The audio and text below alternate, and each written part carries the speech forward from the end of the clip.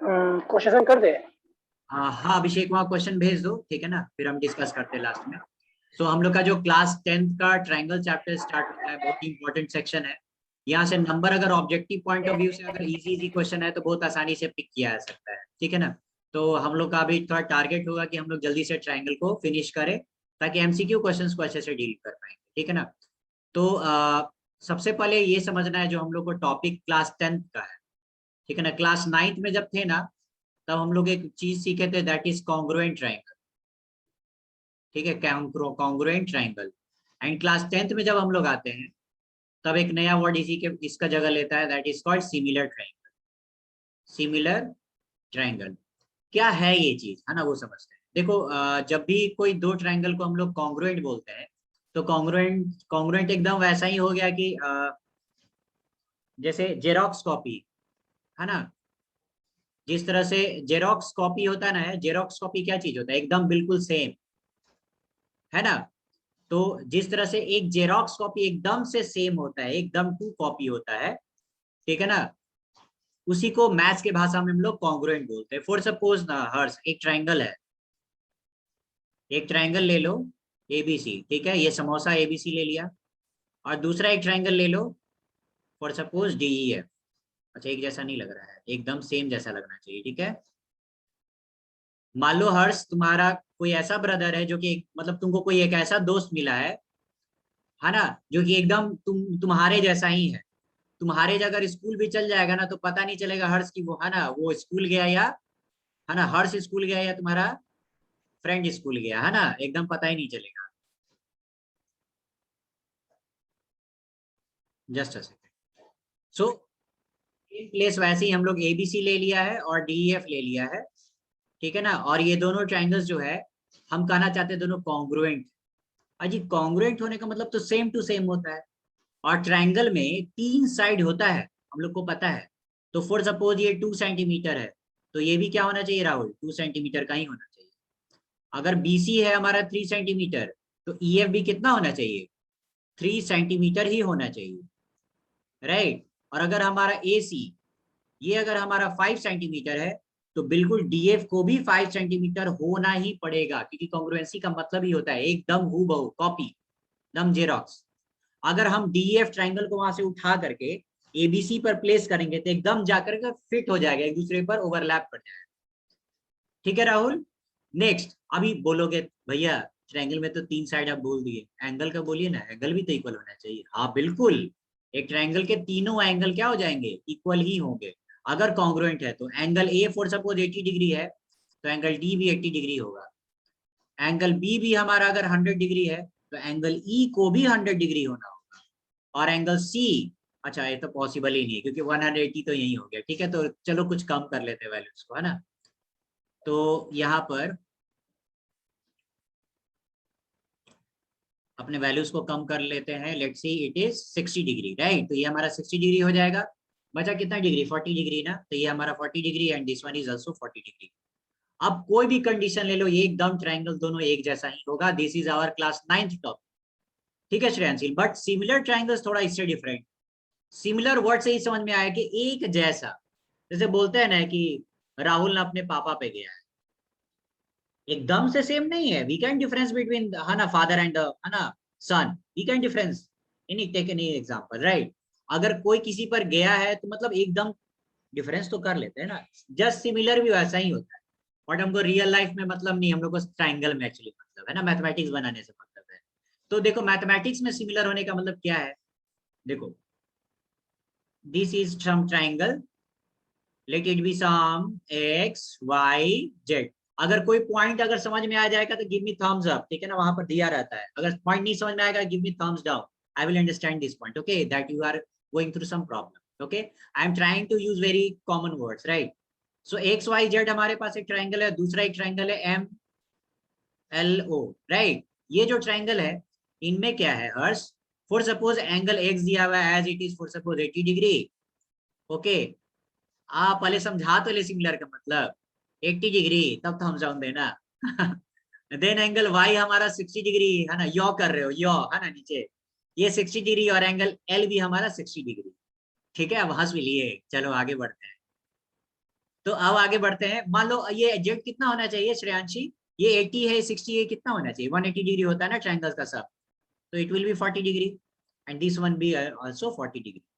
तो जिस तरह से कॉन्ग्रुएंसी में सारा एंगल्स इक्वल होता है ना दो ट्रायंगल का, सिमिलैरिटी में भी सारे एंगल्स एक दूसरे से इक्वल होते हैं। ठीक है, अगर दो ट्रायंगल को हमको बोलना है कि तुम दोनों एक जैसे दिखते हो, तो उन सबका करस्पॉन्डिंग, एक्स का करस्पॉन्डिंग एम, वाई का करस्पॉन्डिंग एल, जेड 40 है तो ओ को भी 40 डिग्री होना चाहिए। यहाँ तो कोई कष्ट, ये दोनों एंगल सारे हर करस्पॉन्डिंग एंगल्स इक्वल होने चाहिए। ठीक है, अब साइड्स के बारे में तो हम बोले नहीं, और यहीं पर सिमिलैरिटी में डिफरेंस हो जाएगा।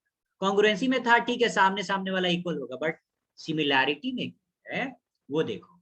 फॉर सपोज ऐसा होगा, यहाँ क्या कंडीशन होगा? For suppose X Y is two, right, I am taking some dark colour, X Y is two ml for suppose 4, equal नहीं होगा, बट देखो और क्या होगा वो ध्यान देना। yz suppose is 5, lo suppose it is 10, xz suppose it is 8, then mo will be 16। अब बोले भैया तो इक्वल तो नहीं है। हाँ इक्वल तो नहीं है, तो फिर अब क्या बोलना क्या चाहते हैं? फिर बोलना ये चाहते हैं, ध्यान देना, जब तुम xz के सामने देखो यहाँ पर कौन है? ml, ठीक है, रेशियो देखो X Y divided by ml करो तो X Y divided by ml देखो तो कितना है? 2/4। 2/4 कितना होता है? 1/2। यानी इसके करस्पॉन्डिंग कौन? इसको ले लो और रेशियो निकालो क्या है? 1/2। अभी वेट करना, अभी वेट करना, ठीक है। नेक्स्ट यहाँ देखो yz है 5 और यहाँ एलो नाम है ना, एलो कितना लेंथ है? 10। तो रेशियो देखो xz divided by L O, length कितना है? 5/10। 5/10 कितना होता है? 1/2। ठीक, अभी रुकना नहीं, एक और बचा हुआ है ना, ये मिस्टर कौन सा है? xz को देखो तो इसके सामने कौन है? mo, तो xz डिवाइडेड बाई mo, ये देखो तो निकाल के कितना है? 8/16। 8/6, माय गॉड, 1/2। यानी तुम क्या देख रहे हो? सारा रेशियो देखो, सारा रेशियो तुम्हारा एक 1/2 ही आया है। मतलब क्या कि जब तुम करस्पॉन्डिंग साइड का रेशियो, क्या xz, क्या नाम इसका, xy डिवाइडेड बाई यहाँ करस्पॉन्डिंग कौन था? ml, इसका वैल्यू कितना आया था? 1/2 इक्वल टू इसको यहाँ देखो xz divided by lo, xz divided by lo equal to, इसका भी वैल्यू 1/2 ही आया था। और यहाँ देखो xz और यहाँ कौन है? mo। अच्छा यहाँ हमारा कौन था? यहाँ xz नहीं था, यहाँ पर देखो, यहाँ थोड़ा करेक्शन का जरूरत है। यहाँ पर xz के करस्पॉन्डिंग lo था, है ना, x, हाँ सब कुछ सही लिखा हुआ था ना। तो यहाँ xz होगा डिवाइडेड बाई lo, यहाँ क्या था? नो, यहाँ देखो वही बोला, ये yz है, ये yz 5 है ना, तो yz डिवाइडेड बाई lo करेंगे, वही इस चीज को करेक्शन करना है। ये क्या नाम होगा इसका? yz डिवाइडेड बाई lo, और यहाँ देखो xz डिवाइडेड बाई करस्पॉन्डिंग इसका कौन है? mo, xz divided by mo, सारा का रेशियो तुमको क्या मिला? 1/2। ठीक है, जैसे एक और एग्जांपल लेते हैं। For suppose we have a triangle, this one is a triangle, this one is another triangle, दोनों में बोल दिया फॉर सपोज एंगल्स इक्वल है। ठीक है, मान लो ये दे दिया तुम्हारा angle A, this one is angle B, this one is angle C, इसका नाम रख दिया एक्स वाई जेड। ठीक है, क्या दिया हुआ हमारे पास? सिमिलैरिटी है ना, angle A equal to angle X बोल दिया, जो भी एंगल हो। एंगल बी किसके इक्वल बोल दिया? एंगल बी किसके? आर Abhishek, angle B angle Z के इक्वल हो गया, एंगल सी एंगल वाई के इक्वल हो गया। ठीक है ना, करस्पॉन्डिंग सारा एंगल तो इक्वल होता है, बट अभी एक जैसे एक एग्जांपल फिर से ले लेते हैं। For suppose this one is 5, this one is 10, this one is for suppose 8, this one is 16, for suppose this one is 2, this one is नहीं कुछ ज्यादा स्मॉलर हो गया, for suppose this one is 7, this one is 14। देखो तो तुम क्या note करोगे कि ये side A B divided by xz, देखो तो ये 5 है, ये 10 है, 5/10 क्या होता है? 1/2। अब देखो यहाँ BC low, BC divided by ZY, यहाँ BC 8 है, ZY कितना है? 16 है, 8/16 क्या होता है? 1/2, ये भी 1/2। और यहाँ देखो AC 7 है, XZ कितना, XY कितना है? 14, तो AC है 7 डिवाइडेड बाई XY कितना है 14, ये भी 7/14 यानी 1/2। सारा का वैल्यू सेम आया। सिमिलर ट्राइंगल्स में करस्पॉन्डिंग साइड्स का रेशियो सेम होता है, जबकि सारा एंगल्स इक्वल होता है। जबकि कॉन्ग्रुएंसी में क्या था, सारा एंगल्स भी इक्वल था, सारा साइड भी करस्पॉन्डिंग इक्वल था। This is the basic difference. Now ask question, relevant question जो इससे रिलेटेड हो, आस्क।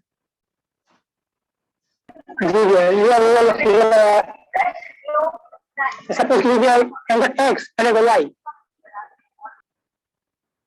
तो एक क्वेश्चन करते हैं, अगर हम लोग सिमिलैरिटी समझ गए तो ये क्वेश्चन को हम लोग को बना लेना चाहिए, ठीक है। फर्स्ट क्वेश्चन को देखना है ना। सबसे पहले एक पॉइंट, अगर दो ट्राइंगल को है ना सिमिलर हो गया है, फॉर सपोज यहाँ पर क्या है ABC है ना, और मान लेते हैं दूसरा ट्राइंगल है XYZ, ठीक है।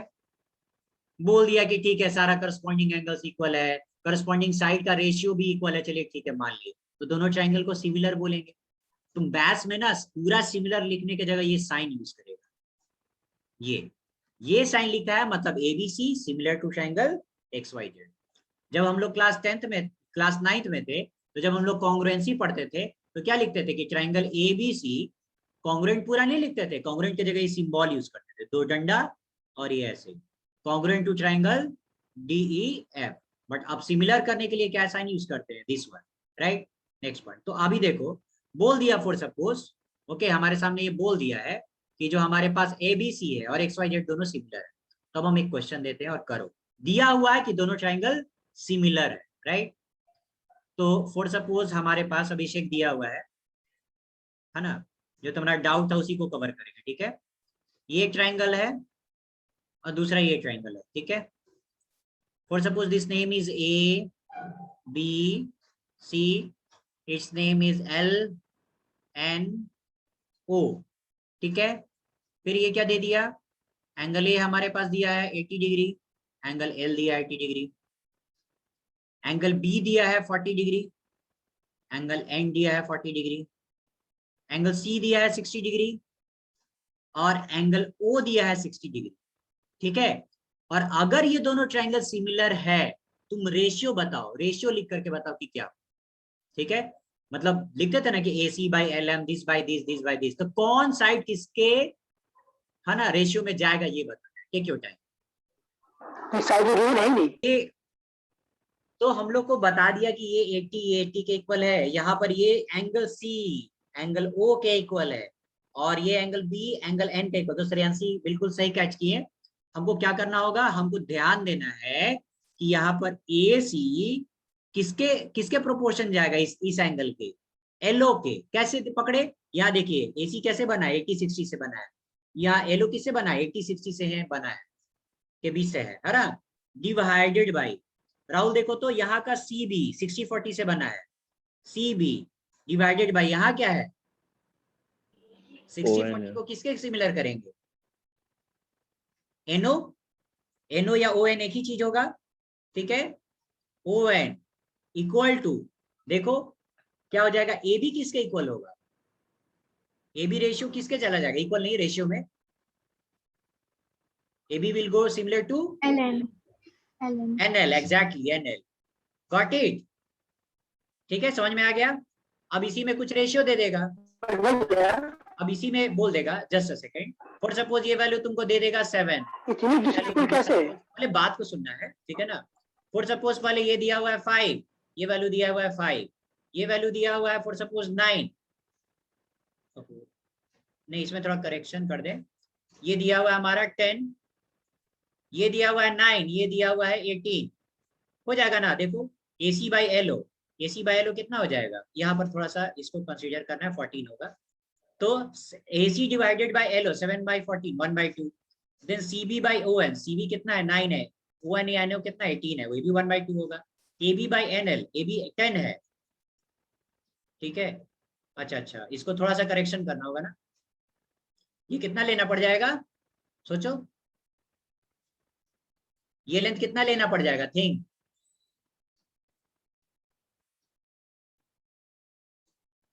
परी, LN का वैल्यू कितना लेना पड़ जाएगा 20, वेरी गुड 20 एग्जैक्टली, यहाँ डबल होगा, ठीक है ना, यहाँ 7 है तो 14 गया, 9 है तो 18 गया, 10 गया तो 20 होगा। All ratio is 1/2। ठीक है, अब हम लोग सिमिलैरिटी को तो एटलीस्ट कैच कर लिया। ठीक है, अब अभिषेक क्वेश्चन पूछना। ठीक है।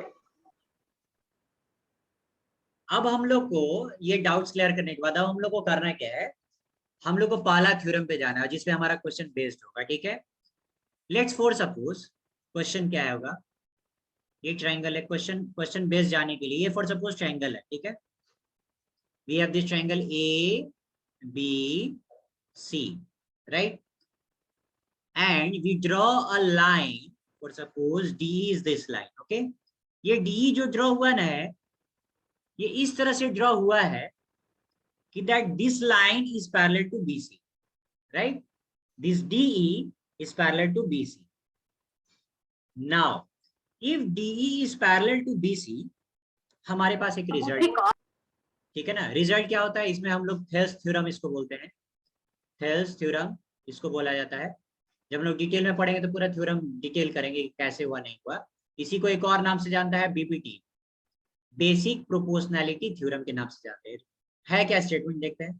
ठीक है, वो क्या कहता है कि अगर किसी भी दो ट्रायंगल में डीई और फॉर सपोज यहाँ बीसी पैरेलल दे दिया है, ठीक है, तो हमेशा ही ये याद रखिएगा कि एडी का जो लेंथ होता है डिवाइडेड बाय डीबी का जो लेंथ होगा, ठीक है, यहाँ एडी का जो लेंथ होगा डिवाइडेड बाय डीबी का जो लेंथ इक्वल टू होगा किसके, एई का जो लेंथ होगा डिवाइडेड बाय ईसी का जो लेंथ होगा, हमेशा ही। जैसे एक एग्जांपल, ठीक है, फॉर सपोज एक ट्रायंगल बोलता है this is a triangle named X Y Z, ठीक है, और इसमें हमने क्या किया, एक लाइन ड्रॉ कर लिया, ये लाइन का नाम दे देते हैं हम फॉर सपोज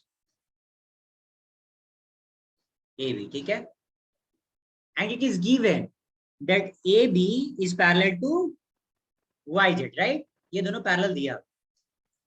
तो और फॉर सपोज एक्स बी का वैल्यू बोला है 2 सेंटीमीटर, ठीक, ए वाई का वैल्यू बोला है 5 सेंटीमीटर, ओके, ए बी का भी वैल्यू दिया हुआ है for suppose 6 centimetre. so can we find the value of bz, can we find the value of bz? हाँ भैया, हाँ बिल्कुल निकाल सकते हैं। find out what is the value, 15 आएगा भैया, 15 आएगा। चेक करते हैं, X A divided by A Y equal to X B divided by B Z, ठीक है, एक्स ए कितना है 2 है, ए वाई कितना है, ए वाई 5 है, इक्वल टू एक्स बी कितना है, एक्स बी हमारा 6 है, और बी जेड कितना है, एक्स हमको नहीं पता। अब क्या कर लेते हैं, क्रॉस मल्टीप्लाई कर देते हैं, तो 2x equal to 30, x equal to 15, कोई दिक्कत, 15 सेंटीमीटर। पहला क्वेश्चन टैग हो गया, पकड़ा जाएगा ऐसा क्वेश्चन श्रेयांशी, देखिए एक्स वाई और वाई, ठीक है। आगे बढ़ते हैं, next question.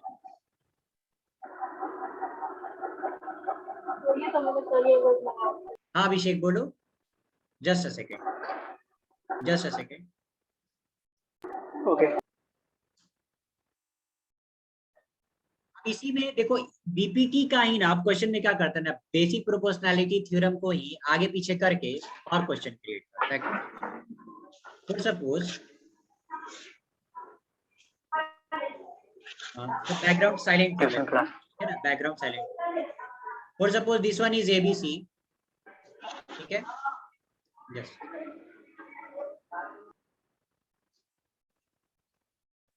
And there is another triangle for suppose, नहीं एबीसी ट्रायंगल हो गया ना, इसमें एक लाइन ड्रॉ कर दिया, फॉर सपोज इसका नाम है पी, इसका नाम है क्यू, राइट, और दिया हुआ है कि दोनों पैरेलल। अभी हम लोग देखें फॉर सपोज कि AP length is 2, PB length is 5, AQ length is for suppose 4 and QC length is 10, ठीक है, और हम लोग ने क्या बोला कि AP divided by PB equal to AQ divided by QC, जी ठीक है, करके दिखाइए। एपी का वैल्यू 2 है डिवाइडेड बाई 5 इक्वल टू ये कितना है 4 डिवाइडेड बाई 10 है ना। तो करो तो रेशियो आ रहा है सेम, क्या रेशियो सेम आ रहा है? ये भी कटेगा तो 2/5 हाँ भैया। या तो बेसिक प्रोपोर्शनलिटी लागू है। अब इसी में क्वेश्चन देखो, अगर ये 2/5 और यहाँ 2/5 रेशियो है तो एग्जाम में तुमको ये भी तो बोल सकता है कि AP divided by A B equal to A Q divided by A C. क्या बोला? एपी डिवाइडेड बाई, एक ही बार में ए बी ले लिया और यहाँ देखो ए क्यू डिवाइडेड पूरा एक बार में ए सी ले लिया। देखो एपी का वैल्यू अगर तुम सिर्फ ऊपर वाला लोगे तो कितना हो जाएगा 2 डिवाइडेड बाई ए बी, यानी ऐड करो तो 5 और 2 कितना हो जाएगा 7। और यहाँ देखो ए क्यू कितना है हमारे पास 4 divided by A C whole कितना है 4 और 10 कितना हो गया 14। इनका भी रेशियो करके देखो, ये 2/7 आ रहा है ना, ये इसका रेशियो भी कितना आ रहा है 2/7 आ रहा है। एक्जेक्टली सेम आया। मतलब this by this equal to this by this. Question में ये भी कर सकता है, बीपीटी को ही, यही सब बीपीटी ही है, बस इसी को डिराइव कर रहा है। अगर यहाँ आप इतना टुकड़ा लेते हो, यहाँ टुकड़ा लेते हो और यहाँ पूरा टुकड़ा ले रहते हो तो आप इसमें भी पूरा लो। क्वेश्चन में ये भी कर सकता है PB divided by QC equal to A B divided by A C. जिस तरह भी वो लिखो, आगे पीछे है ना, कर सकता है। Got it? अगर फॉर सपोज तुमको ये लेंथ दे देगा, ये भी लेंथ दे देगा, ये लेंथ दे देगा और पूरा पूछेगा तो डायरेक्ट तुम अप्लाई कर देना। Now move to the next point in this. नहीं, हम बस जस्ट ड्रॉ कर रहे हैं। For suppose this is a triangle ABC, ठीक है, and we have been given ABC is this triangle, और यहाँ पर ये बताया कि डी जो है ना ये इसके पैरेलल है, ठीक है। तो बीपीटी से हम जान गए कि AD by D B equal to A by C, या फिर ये भी बोल सकते हैं है ना BD divided by B A equal to C by C A, जो भी बोलते हैं ना जिस टर्म में भी। चलो क्वेश्चन में डाटा क्या दिया हुआ उस पर ध्यान देते हैं। डाटा दिया हुआ है एडी का वैल्यू x दिया हुआ है 1 सेंटीमीटर, डीबी का वैल्यू x-2 लिखा हुआ है, एई का वैल्यू x+2 दिया हुआ है और ईसी का वैल्यू x-1। हमको x का वैल्यू बताना है fast. D is parallel to BC, ठीक है। AD का वैल्यू x, DB का वैल्यू x-2, AE का वैल्यू x+2 और EC का वैल्यू x-1। हाँ बाबू बनाइए, डायरेक्ट बना के आंसर बोलना है।